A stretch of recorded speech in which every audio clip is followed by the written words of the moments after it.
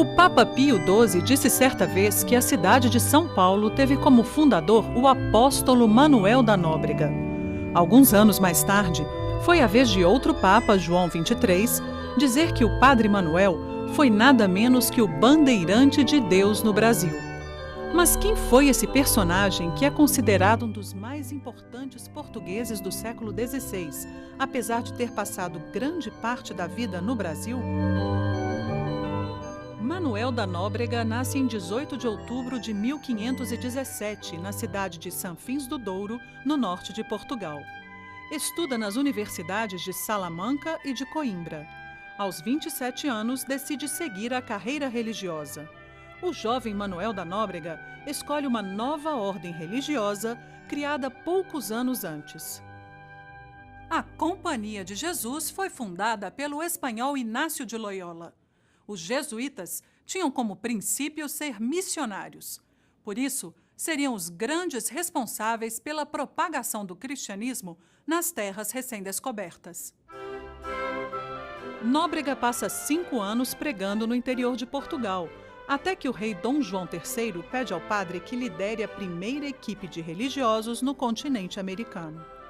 Em 1549, chega ao Novo Mundo a esquadra do primeiro governador-geral do Brasil, Tomé de Souza. Junto com ele, 5 jesuítas comandados pelo Padre Manuel. Os primeiros jesuítas a chegar às Américas, desde Alasca até a Patagônia, foram aqueles destinados ao Brasil. Então, Nóbrega é do primeiro grupo de jesuítas que pisa o solo americano, entendendo por solo americano, o território desde o Alasca até a Patagônia. Tomé de Souza tem a missão de organizar uma administração para a nova terra e criar uma cidade para servir de capital. No dia 29 de março, ele funda Salvador. O padre Manuel da Nóbrega fica encarregado de construir e comandar o colégio da cidade. Mas a colônia é grande e quase não há padres no Brasil.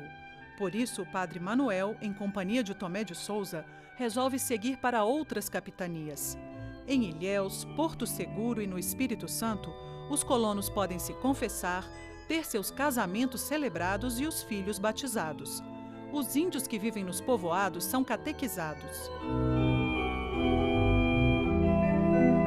Seguindo para o sul, Nóbrega e o governador-geral chegam à capitania de São Vicente, a mais antiga do Brasil. Lá, o padre assume o comando do Colégio Jesuíta da vila. Mas o padre não se limita a administrar o colégio da vila litorânea. Contrariando Tomé de Souza, para quem a povoação do Novo Mundo deveria se restringir à costa, Manuel sobe a Serra do Mar para catequizar os índios da região conhecida como Planalto de Piratininga. Ali já vivem alguns portugueses que, por ordem do governador-geral, são reunidos na vila de Santo André da Borda do Campo. Mas o lugar não é seguro contra os ataques dos índios. Por isso, Padre Manuel transfere os jesuítas para uma colina, entre os rios Anhangabaú e Tamanduateí. Ele então esteve em Piratininga, examinou as condições do clima, as condições das águas, e então lá colocou, e também uma distância maior de brancos, de europeus, que infelizmente muitas vezes não tinham os mesmos ideais de Nóbrega e estavam pensando em se enriquecer e queriam uma mão de obra escrava para suas fazendas e suas diversas tarefas. No dia 25 de janeiro de 1554, é celebrada a primeira missa em um barracão construído no novo local. O dia é escolhido em homenagem ao apóstolo Paulo e, por isso, o colégio recebe o nome de São Paulo.